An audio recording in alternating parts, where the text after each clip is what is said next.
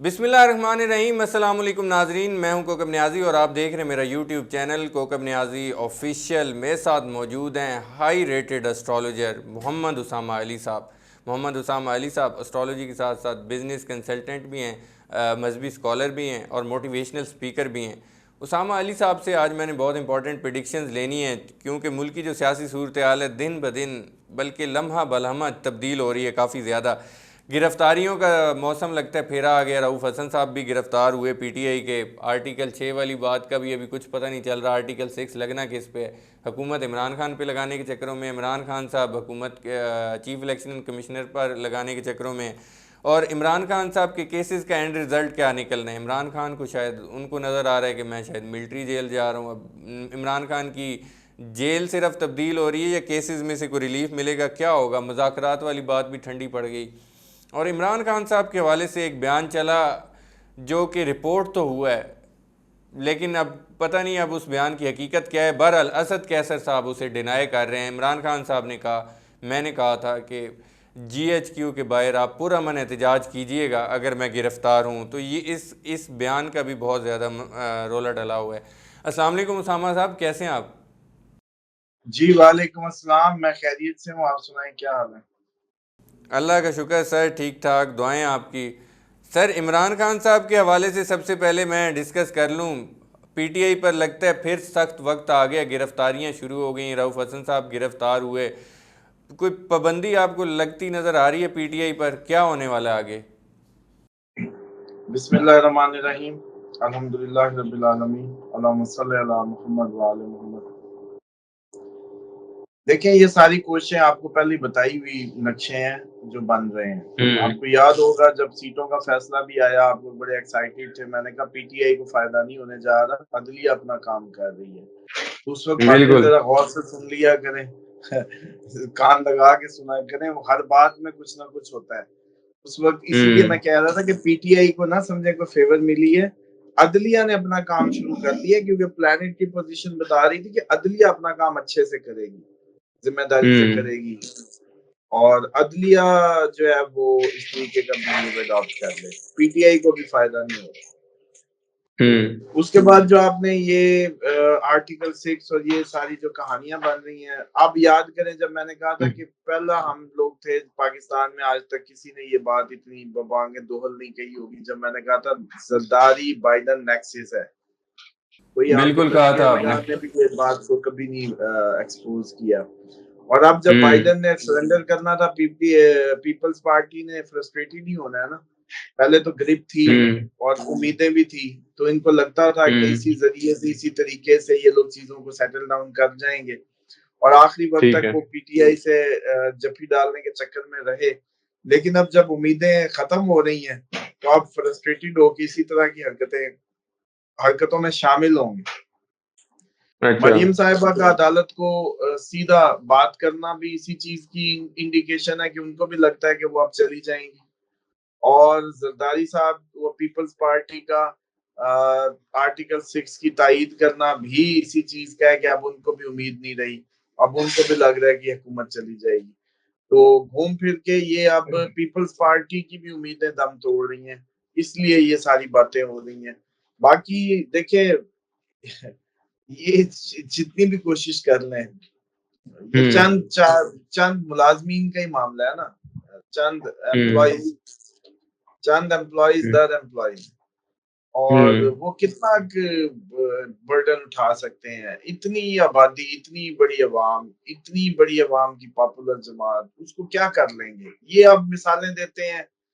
वो कई अपने वो रखे हुए हैं अब कबूतर से, बल्कि कबूतर भी खूबसूरत होता है, फजूल सी मतलब वो हम्म। टॉर्चर, बल्कि जैसे कब्र के मुर्दे ही उठा के टीवी पे ला के हमें टॉर्चर करने को।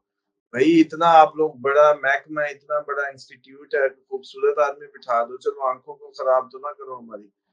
वो हम्म। फैसल बांटा जैसे जो है, बिल्कुल ही मौत का इश्तिहार बने हुए हैं। फिर थोड़े से दो चार टीके लगवा ले, हेमोग्लोबिन को पूरा कर ले। मतलब यकीन हम्म। करे, उसको देख के मेरी तो फौरन तौबा तौबा निकलने लगती है कि ये बंदा जो है ना, कि ये बस जाने वाला है। इसकी हालतें देखो, इसकी खबरें देखो। मतलब हम्म। एमकेएम की मिसाल देते हो, एमकेएम और पीटीआई में क्या कंपैरिजन है? पहले तो ये बताओ ना। एमकेएम एक कराची शहर की जमात, पीटीआई पूरे हम्म। मुल्क की जमात। एक कौमी जमात को एक शहर की जमात से कंपैरिजन कर देना बच्चों का खेल है ना।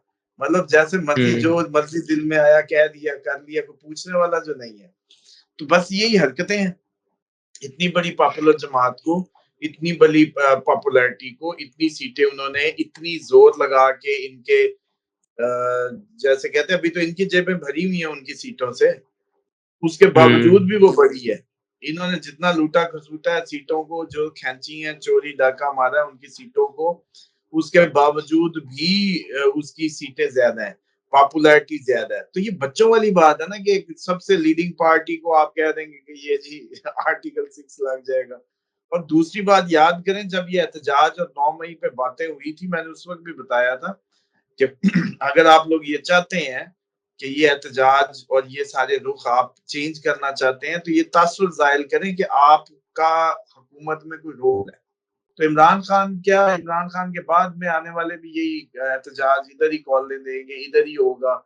और ये अब छुपन छुपाई बंद करें। मुल्क बहुत बड़ी प्राइस पे हम्म। करने जा रहा है इस सब की। और ये सबको सब पता चल रहा है क्या हो रहा है, क्या नहीं हो रहा, हम्म। और किस तनाजुर में ये चीजें प्ले की जा रही हैं और जा रही हैं। और पीपल्स पार्टी नून लीग अब वो जैसे कहते हैं लूडो में या किसी गेम में, जब हाथ कुछ नहीं आता था तो गिरा देते थे गोटियां। अब ये असल में गोटियां गिराने के चक्कर में है। ये चाहते हैं कि मैंने आपको याद होगा कहा था नवाज शरीफ अपनी सीट की खातिर इलेक्शन ही कल अदम करवाएगा। वो कहेगा होगा ऐसे। इलेक्शन ही दोबारा हो। अब ये जो आप लोगों को लग रहा है ना कि अदलिया ने पीटीआई के हक में फैसला दिया है, और आप लोग बड़े हाँ। चौड़े होके दलीलें दे रहे हैं, उसमें तो 3 नून लीग के फैसले करने वाले जज भी शामिल हैं। असल में भाई नून लीग के हक में फैसला हुआ है। नवाज वो शरीफ कैसे? को बचाया गया है, नवाज शरीफ ने अपना पत्ता खेल दिया है।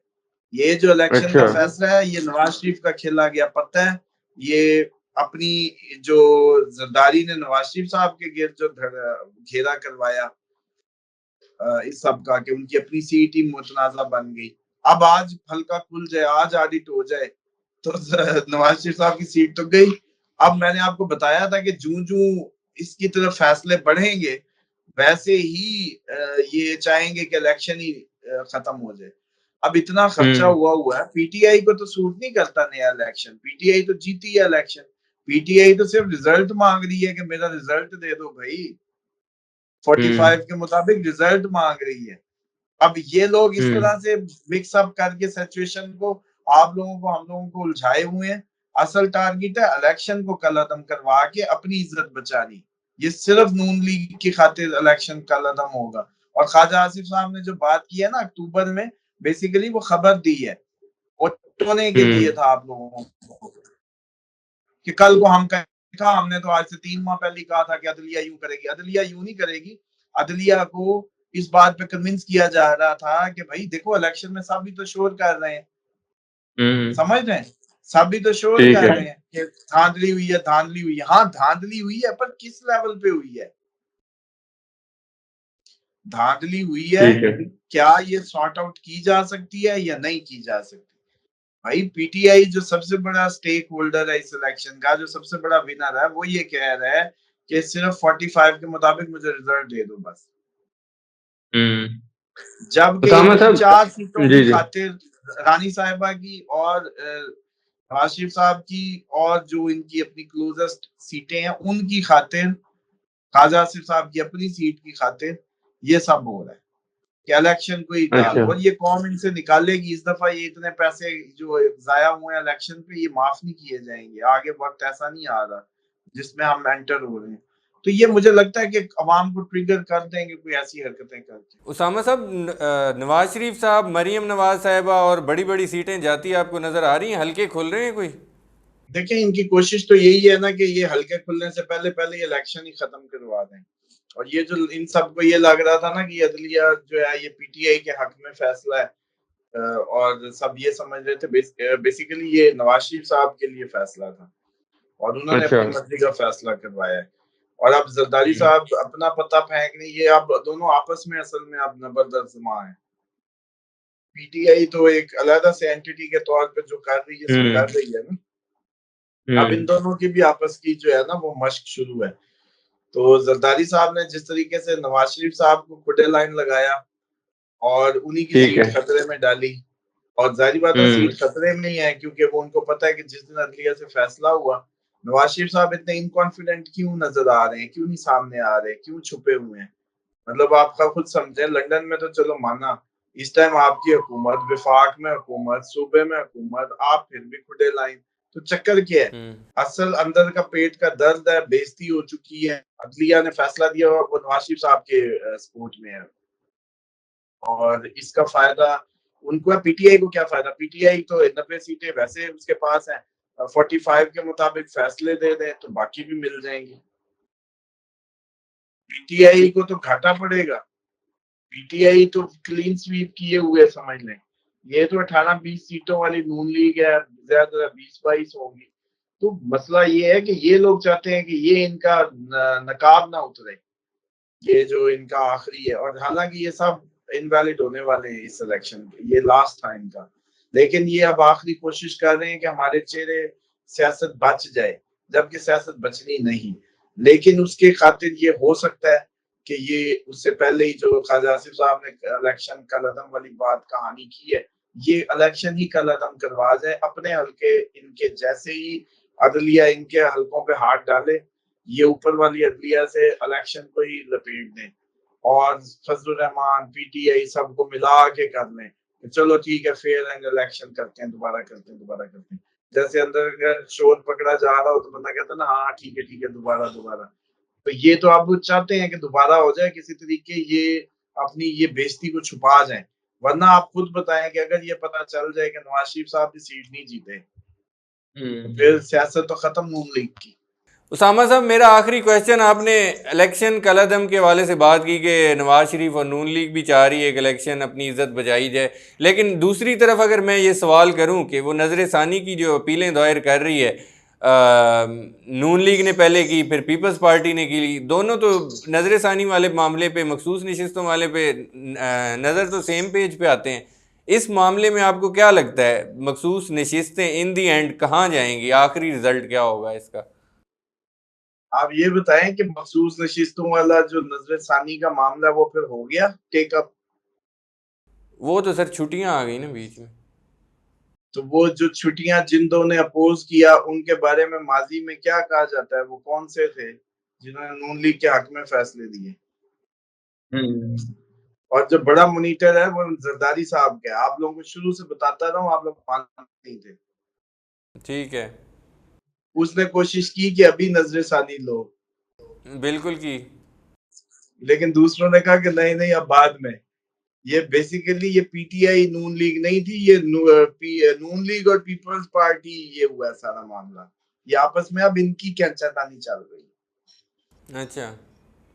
और नवाज शरीफ साहब चाहते हैं कि फिर जरदारी ने जैसे हमें फिर गर्क किया तो अब इसको तरने, तो अब इसको हम भी नहीं देंगे। अब ये सारा इलेक्शन ही वाइंड अप होगा, ये भी सारी सेनेट और सारी सूबाई भी तोड़ देंगे, ऊपर से नीचे इसको जमीन पे लाना है, उतने अरसा फिर हमारे हाथ नहीं तो किसी के हाथ नहीं, टेक्नोक्रेट काइंड ऑफ बन जाए। बहुत शुक्रिया मोहम्मद उसामा अली साहब, आपने वक्त दिया। नाजरीन, मोहम्मद उसामा अली साहब की अपनी प्रेडिक्शन भी सुनी, इनके व्यूज़ भी सुने, इनके एनालिसिस भी सुनी। नेक्स्ट वीडियो में आप लोगों से दोबारा मुलाकात होगी। वीडियो आप लोगों को पसंद आई हो तो कमेंट ज़रूर कीजिएगा। मुझे उसामा साहब को इजाज़त दीजिए। अल्लाह हाफ़िज़।